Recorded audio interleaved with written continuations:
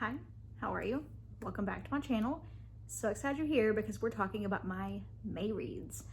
I ended up reading 11 books in May. One of them was pretty short though. It was all over the place this month. There was horror, nonfiction, literary fiction, there was romance even.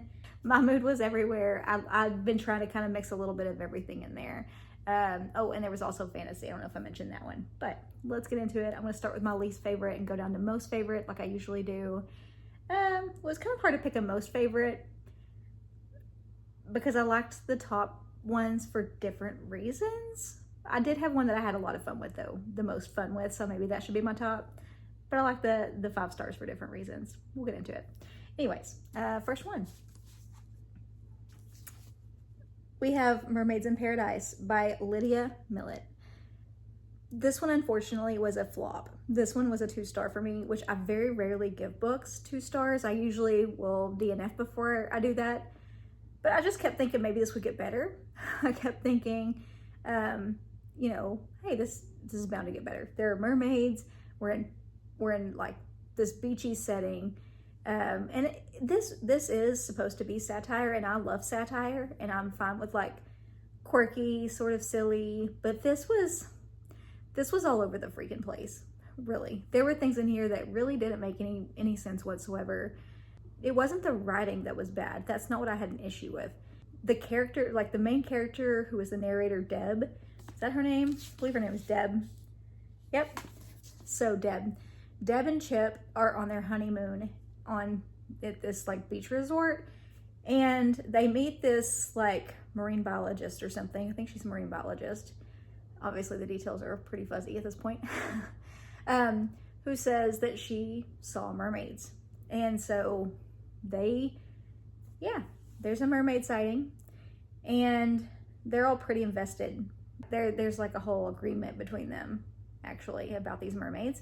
The resort's parent company wants to turn the resort into this like theme park, wants to turn the reef into a theme park. And Deb and Chip, the marine biologist, and all this other group, these other tourists that they've met who know about the mermaids, they're trying to prevent that happening. That's the gist of it. I had several issues with this. The way that there were descriptions of certain characters, I had issues with that. Just the characterizations.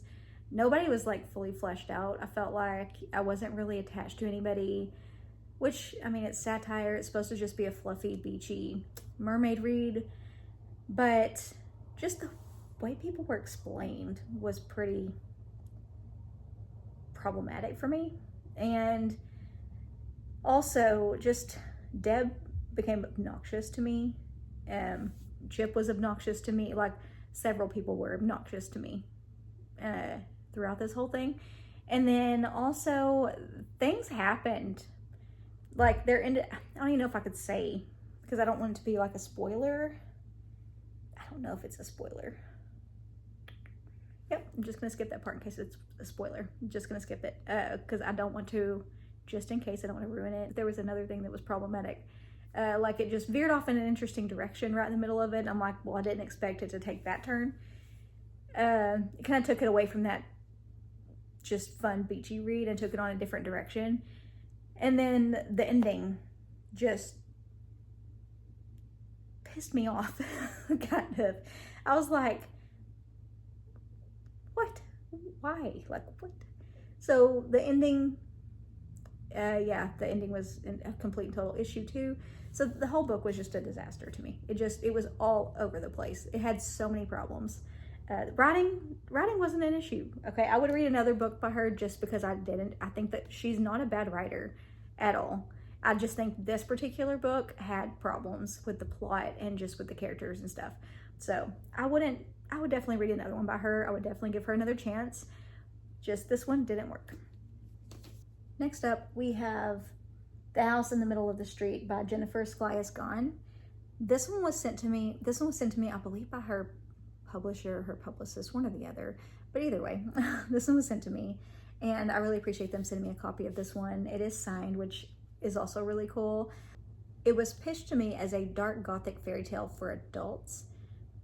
I didn't really get like adult vibes from this. I got like a younger audience from this, not just because it's pictures and it's like illustrated and it's like a shorter book, but just it wasn't really overly scary, and just the descriptions and all that stuff, it felt a little younger to me. But that's not to say I didn't enjoy it. I still, as an adult, really enjoyed it. Much like as an adult, I read middle grade or I read young adult, same thing. But I could see this being enjoyed by a younger audience as well. Kind of like Scary Stories to Tell in the Dark. It didn't go that dark, but kind of like those stories. The kids in here were pretty creepy. It has that. It's very atmospheric. I love the setting in this old sort of Victorian house. It's like an old spooky house, and we get to experience different seasons throughout the book, which was really nice. You had that. It had like an unsettling vibe to it, spooky, but also had this sort of cozy aspect as well somehow, which I really enjoyed that. And the illustrations really added a lot to the story. I'll show you one. That's not gonna help you. Here's one of the illustrations. They're all black and white, but I really like them a lot. And they just, they really add to the overall feel of the book. Oh, look, here are the creepy kids. That's what I'm talking about. Those are the creepy kids. It did capture the feeling of like a classic fairy tale. It was weird and creepy and, like I said, cozy. It was a strange little book. And I had a lot of fun with it. My only complaint, my only issue, which is why I gave it 3 stars, my only issue was that it was kind of repetitive. And sometimes, like, every time the kids showed up, you got the exact same language and the exact same description and the exact same, just, it was over and over and over. So that part I had an issue with. Otherwise, I really enjoyed it. And that didn't completely take away from the story. I still really enjoyed the overall story. But for that, like, I ended up giving it 3 stars. Next up, I read Whoever You Are, Honey by Olivia Gatwood. I got this one in an aardvark book box a while back, and I'm just now getting to it. Love the cover. It's just so weird. And I didn't know this until after I read it, but this is also classified as sci-fi, and I really didn't get sci-fi vibes from this. So I don't know how that comes into play exactly, aside from just the tech. It's more like, to me, this is more literary fiction. And this focuses a lot on relationships, particularly Mitty and Bethel. Mitty has lived with her elderly roommate Bethel in this like dilapidated bungalow on the waterfront in Santa Cruz for ever, and for like years. And they're kind of like the last of the, kind of rundown part of it. There's all these brand, new houses going up, and there's all this just new surrounding them, and this nicer houses surrounding them, and they're just in this like rundown little bungalow. But anyways, but they're kind of an odd little, they're an odd pair, and there's something just about them, right away there's something about them, but they're roomies. And then they get these new neighbors next door, Lena and Sebastian, and right away Mitty is like kind of drawn to Lena. Like, she wants to be friends with Lena. And Lena is just this really gorgeous, sort of perfect, kind of just magnetic person, even reading about her, she's just really magnetic. And Mitty is drawn to her. They form a pretty quick friendship. And, there's Sebastian too is like a tech mogul. And that's kind of important as well. This book focuses a lot on the relationships between the different people. You have Mitty and Bethel being the roommates, and then you have Mitty and Lena being the new friends, and then you have Lena and Sebastian being the couple, and you have all these relationships, and it explores those different relationships and the different dynamics a lot, and it explores also the individual people. So you have a lot of like just self-discovery happening between different people, especially Mitty and with Lena. Just a lot of self-discovery the two women are dealing with. And just figuring things out. Also, there's a lot of just, I felt like comparing. You know how as women, they do a lot of comparing ourselves to other women. Even if you try not to, like it's hard not to. But there's a lot of that that comes along with the self-discovery. But it does explore a lot of just different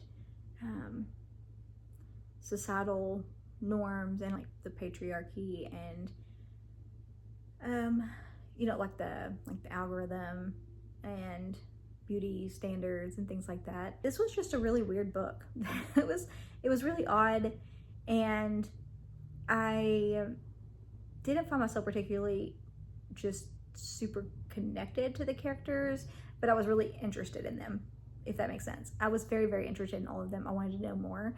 And in some ways, like, there needed to be a little bit more. There were a couple of things that happened that weren't really expanded upon, that I felt needed to be expanded upon. And then I felt like I wanted to know a little bit more about Bethel, especially because we found a little bit about Bethel, but I really wanted to know more about Bethel. She was interesting to me, and I mean, they all have their fascinating past and their fascinating personality traits, but Bethel we really didn't get to explore as much. We did find out some things about Bethel, but like not as much as I wanted to, because she was a big presence, I felt like, but you really didn't know as much about her as I feel like you should have gotten to know. But it was still a really good book. It was interesting. It was well written. I give it 4 stars, not a 5-star, just because they still left something to be desired, I felt like, by the end, and a little bit of explaining to do, but it was still good. Next, I read part 2. This is part 2. This is Do Not Disturb by A.R. Torre. The first one is The Girl in 6E. And I'll tell you what the first one was about, and that is Deanna Madden is a cam girl. She has locked herself in her apartment because if she gets out of her apartment, she gets a little murdery. That's the best way to put it. So she locks herself in to keep everybody else safe, to keep herself safe. She gets all her packages delivered. And she's making really good money as a cam girl. And everything she wants just gets delivered.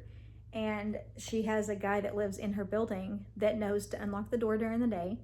And he keeps an eye on her, and then she gets her packages, and then at night he locks the door so that she can't get out. And she's got everything figured out. She's got the setup. She knows she's got everything figured out.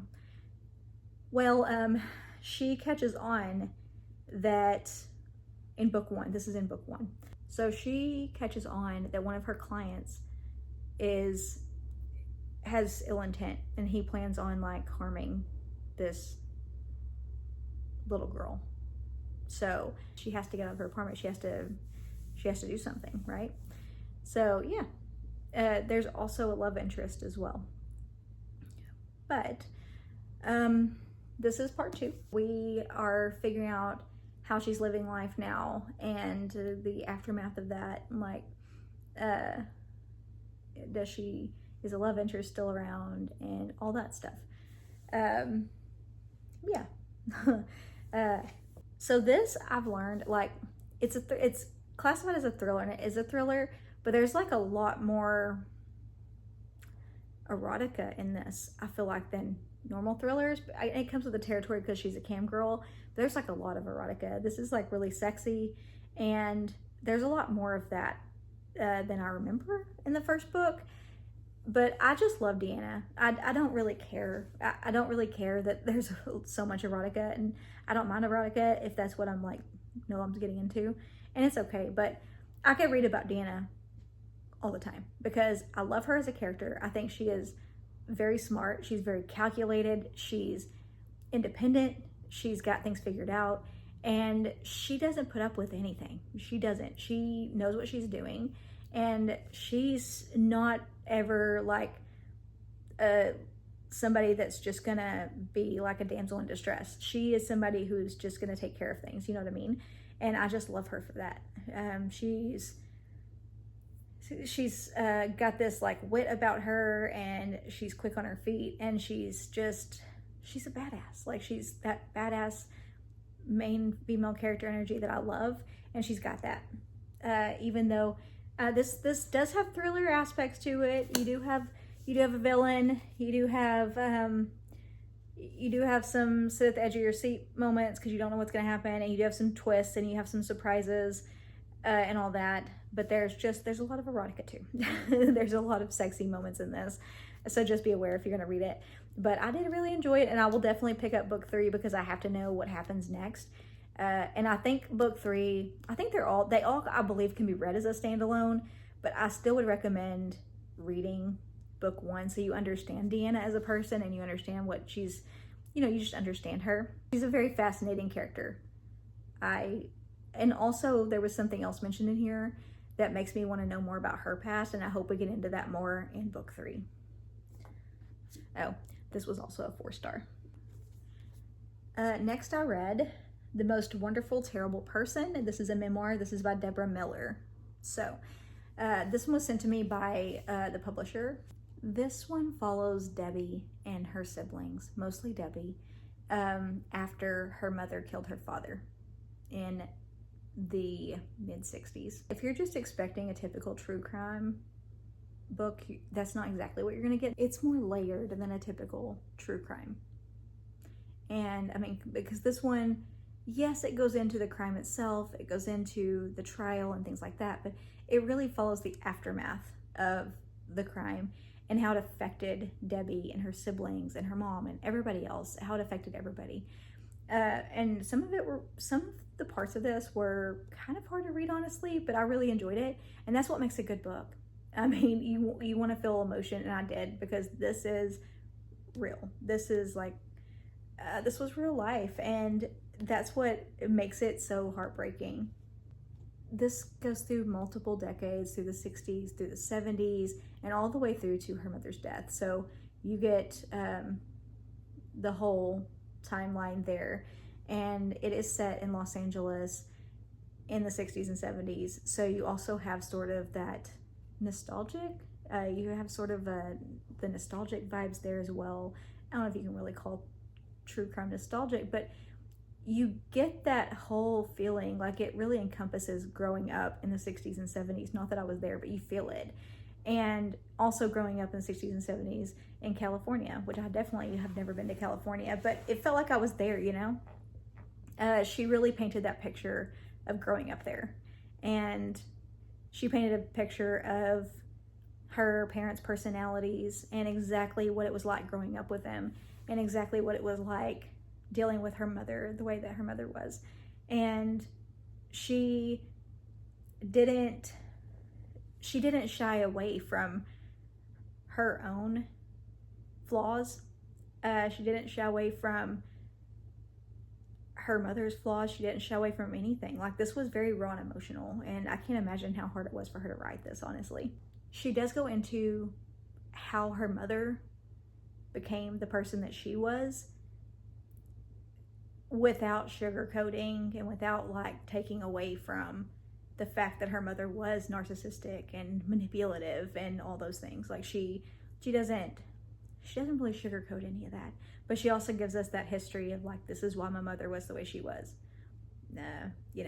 So you kind of get that backstory. Another thing to note in this is that there is also a lot of religious commentary, which I didn't expect going into this, and that just added a whole extra layer to this, and it was another facet that made the storyline that much more interesting, and just really kept me fascinated in the story that much more. There were a couple things I just wish were just expanded on a little bit more. I mean, if we're laying it all out there, we're putting it all out there, I wish we just had a little bit more details on a couple of things. But it's not my story to tell, it's her story to tell. It's up to her what she wants to share and what she doesn't want to share. But the details that weren't there, I wouldn't think they would be as personal as the things that she'd already shared. I really didn't. But maybe she just didn't want to go into those, or maybe it would just make the book too long or something like that. But still really enjoyable. This was really fascinating, and I really liked that we got to go into everybody's histories and like the why and all that of it, and not just like this is what happened. At the end of it, it's heartbreaking, it's unsettling, fascinating, and just a really compelling read. So if you enjoy true crime with like a little heart behind it and a little bit of the, if you've ever been one of those people that are like, you know, those poor kids and what they had to go through, this may be for you, because you get to find out what the kids went through and like how it affected them. So I can't imagine dealing with something like that and going through that at such a young age. I don't know if I mentioned it, but she was actually 14 and her siblings were younger than her. I'm just going through the nonfiction. That one was nonfiction, and this one too. But Stay Sexy and Don't Get Murdered. If you know, you know. The podcast is My Favorite Murder, and they wrote a book. And I love the podcast. I haven't listened to it in a while, but I loved the podcast. I listened to every new episode for years. I was like, it was my thing forever. And yeah, they wrote a book. This is by Karen Kilgariff and Georgia Hardstark. This is a definitive how-to guide to stay sexy and don't get murdered. And it was really good. This is like, they go through their personal experiences, their memories, some of their history, and like some of the experiences that they've gone through, and just different insight that they have. And I really loved it, because you get their wit, you get their sense of humor, and that same snark that you hear on their show, you get it in the book, and it comes across. And I could hear them, like in my head, I could hear them just like I do on the show and on their podcast. And it was just fun. It was full of personality, their personalities, and a lot of actually really good suggestions in here, and a lot of really good insight. And I just had a good time with it. And also there was a little bit of that true crime in there too. They actually mentioned some of the true crime stories, not like in crazy detail like they do on their podcast, but you do get a little bit of true crime in here as well. And I just had a really good time reading it. It's a pretty quick read. There's one, like just an example of some of the fun that you can expect in here. There's one chapter called Don't Be a Fucking Lunatic. At the end, it says the top 3 swears and how to use them. So just a little bit of the fun you can expect from this book, but I had a great time. Next up, we have The Lost Apothecary by Sarah Penner. This one is about an apothecary shop who caters to women who want to kind of get away from their oppressive husbands. And so this apothecary shop only caters to women, and they sell poisons to said women so that they can, you know, get rid of their husbands. And yeah, there are all these like little rules and stuff, and you know, obviously the poisons are never ever to be used on other women. The woman's name who sells the poisons, her name is Nella, and yeah, she's a really interesting character. Nella actually strikes up a friendship with this 12-year-old girl named Eliza, and Eliza is just this really curious, typical 12-year-old girl, and she comes into the shop one day, and I won't tell you why or anything like that, but they strike a friendship. So that's in 18th century London, and then we have a dual timeline, whereas we're also going to present day London, and there's a historian named Caroline who has discovered this little apothecary vial in the river. Caroline, you know, she's going through a lot of things. She's dealing with like a breakup and all this stuff. She's dealing with a lot of personal things. So she gets wrapped up in this mystery of this vial, this little vial from the apothecary shop. And she ends up getting wrapped up in this mystery and going back and forth between these two timelines. You start getting more and more of this history and all these things about this apothecary, and how these women and this little girl, how their paths like just intersect, and the history of these two women and this little girl, and how it all just weaves together in these two timelines is very interesting. And I loved how it was put together, and the ending was amazing. And I was just really drawn into this world and these characters, and I was just fascinated. It was a whole world, and I really loved it. I was surprised how much I enjoyed this one. I honestly thought I was going to be bored, but I was never bored. And I just grew attached to these characters in a big way. And I was surprised. There were twists and turns, and I was very surprised. And a lot of the men in this were really big jerks. And yeah, this was really good. Next up is I Was a Teenage Slasher by Stephen Graham Jones. I'm giving this one 4 stars as well. I was torn between 4 and 5, but I can't give it a 5-star. It didn't have a 5-star feeling to me. And but it was really good. This was a very unique take on the slasher, and I think this is like very mixed on reviews, which I think every Stephen Graham Jones book I've ever seen ever has mixed reviews. He's one of those authors, you either love his books or you hate them, and every single one. And sometimes you'll love one and you'll hate the next one. There's like no in between. But I really enjoyed this one. I thought it was a really unique take on the slasher novel, and there were a couple things in it that I was like, what? That were a little bit out there, but it was really good and really unique. I don't think I could have ever dreamed anything like this up. It was really interesting. I did not know where we were going, especially at first. I was like, where are we going with this? And really at first I was like thinking he was going to go in a different direction than the direction he took. And so I thought I was going to be disappointed, but I was not. I ended up really enjoying this. This is set in West Texas in the late 80s. And this follows Tolly and Amber. They're kind of outcast, they're kind of invisible in the school. Nobody really notices them. But they're best friends. You know that they're going to be notorious and famous by the end of this for something bad. As the title says, I Was a Teenage Slasher. You know it's going to end bad, but you don't know how it's going to end. But this is how it's going to end. And this is told in the POV of the killer. And it's excellent. I oddly start to feel for the killer by the end of this. And it's really good. I got so attached to Tolly and Amber, and just there were things in here that were relatable to just high school days and knowing what it's like to be that age in high school. And I'm from Texas too, so like the Texas heat and the Texas scenery and Texas just in general, and how it can be here sometimes. That was relatable, and I graduated a long time after these kids would have graduated, because this was their senior year, and it was 1989, so that would have been the year they were graduating. Also, another thing to note about Tolly is that his dad recently died. That's something he's dealing with, has been dealing with. I won't say too much about this because I don't want to give anything away, and it's easy to give things away. So that's all I'm going to say. Just that I found it very well written, found it very unique. I found the characters to be very interesting and easy to get attached to. And I really enjoyed it. Yeah, I really liked it. Like I said, there were some things that were pretty wild to me, and I was like,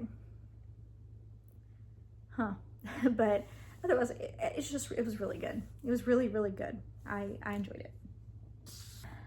The last 3 are my 5-star reads, and you're gonna find out really quick that they are all wildly different, wildly different.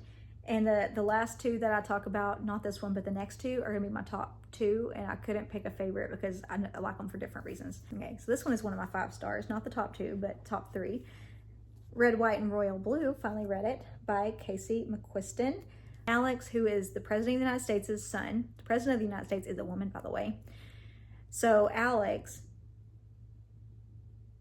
doesn't get along with Prince Henry, who is the Prince of England. So those 2 don't get along. Alex and Henry get into this altercation. Tabloids get a hold of a picture of the altercation. And so they have to fix it. They have to immediately fix it. So they're like, you 2 are going to have a friendship. Y'all are going to have to stage some photos where you 2 are getting along. So you 2 are now going to be friends fake friends, whatever. So now they're having a fake friendship situation. So it's enemies to fake friends to lovers. Of course, you have politics in this because, you know, presidential campaign is coming up. So Alex has to keep that in mind, and he has to mind his P's and Q's for his mother. And then Henry, he has, you know, politics too, because, you know, being the prince. And so you have that aspect of it as well. It was so cute. It was so fun, witty. There are parts of this that were very opulent because you have parties at the White House. You just have these very opulent, lush parties. And this great group of, because they have friends, like especially Alex's friends. Alex has these friends, and it's just a really great group and a really great combination. And there's all this wit and just really fun conversations and fun interactions, and they're getting to know each other and realizing, hey, maybe he's not so bad. Maybe he's not what I expected, you know? And this was just really cute, and I'm glad that I finally read it. The last two are my top reads of the month because I couldn't pick a favorite. I liked them for different reasons. Maybe the last one may be my favorite just because I had the most fun reading it, and now I'm hooked on it. You'll see, I'll talk about it, but they're both favorites for different reasons, okay? This one, You Weren't Meant to Be Human by Andrew Joseph White. This was really good and unexpectedly. Like, I liked this so much more than I expected. There's like this hive, it's like this hive of like worms, and they offer a fresh start for humans. This group of humans that are just needing a place, just needing a fresh start, whatever. And but the hive, like, they have control. And then Crane was one of those humans who went to the hive for that fresh start and to be himself there, because he's trans and he just wanted to be able to be himself. He wanted to live in a world where he could be trans and to live his life the way he wanted. And he meets Levi there, and Levi is an ex-Marine. He's this like trained killer, and yeah, Levi ends up getting Crane pregnant. And Crane really doesn't want to be pregnant because Crane is a man now. Like, Crane is trans, like he wants to be a man, and he is like, I don't want to have this baby. Like, this completely defies everything that I wanted. Like, this is going against everything that I wanted. This is not me. Like, this is not going to work. And the hive is like, no, you're going to have the baby. Like, we demand that you have the baby. So yeah, this is like brutal. It's brutal and raw. It's visceral. It's very just bleak, I would say. Crane is in this like super just desperate, lonely, just no-win situation. And you feel that throughout the whole book. Like, you really feel that for him. And yeah, it's rough. Like, it's really rough. It really is. The character development is amazing in this. The author did a stellar job with all the characters. And also there were some parts in this that were really gross. Yeah, they were really disgusting. But the characters, excellent. They were all really well put together. But yeah, my thing was Crane. Like, Crane was a great character. And like I said, like, I felt for Crane through this whole thing. Like, it's a very powerful read, and there's a big message there. And I just think I think it was needed. This felt, I don't know, I feel like it was timed well, and it was very needed and very well written. This was a whole world inside this book, and I couldn't help but just completely get lost in it. And I was like fully immersed into everything, and I was fully immersed into this book completely. The world building was also really well done. But yeah, I freaking loved it so much more than I expected to. It was so freaking good. And oh my God, the ending. That's all I'll say. I just didn't know where it was going. Could never have guessed. You won't guess either. It'll surprise you.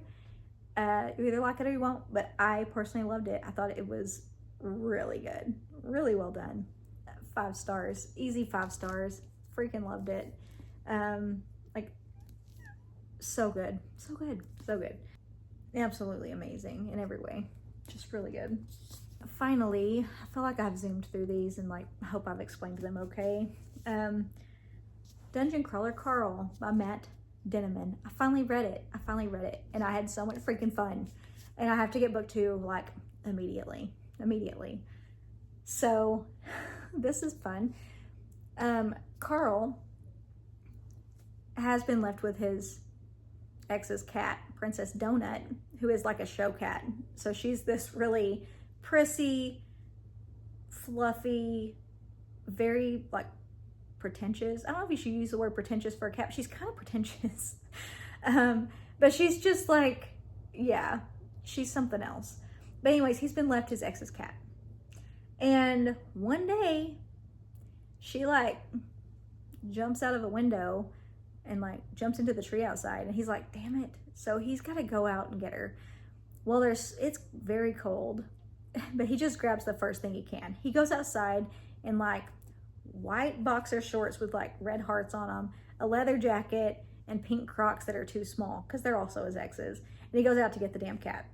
Well, while he's out there, all of a sudden, everything around him comes crashing down. Like all the buildings, like everything. And he's like, what the hell? Well, turns out aliens have taken over Earth. And everybody that was in cars or buildings or anything like that, they're dead. They're gone. Poof. But if you were outside, you're alive, but you have a choice to make. You can be a part of their little game, which is also on Alien TV. So it's like a reality show on television, like you're entertaining the aliens at this point. But it's also sort of like a video game. So you like have all these stats and like loot boxes and stuff, and you have all these like crazy creatures that you're like having to kill off, or they kill you. Either way, could go either way. But there are all these tunnels that open up, and you go into the tunnels, and so then you have all these levels that you have to get through. So you have to go through all these levels to beat the game. Yeah, this is so fun though. Since he and Princess Donut went into the game together, they stay together. That's his only sidekick throughout the whole game. Oh my God, it's so fun. She's hysterical. She's ends up being equipped with certain abilities in the game, and she is always making questionable choices also that get them into more trouble. Because she's a cat, she doesn't give a shit. Like she's just like, man, I'll do what I want. Okay. Where's my crown? Like she ends up, because you know, in all the pictures that you see of Princess Donut, she's wearing a crown, so you know that she ends up with a crown. But she just like puts the crown on, like doesn't give it a shit like what this crown does. She's gonna put the crown on regardless.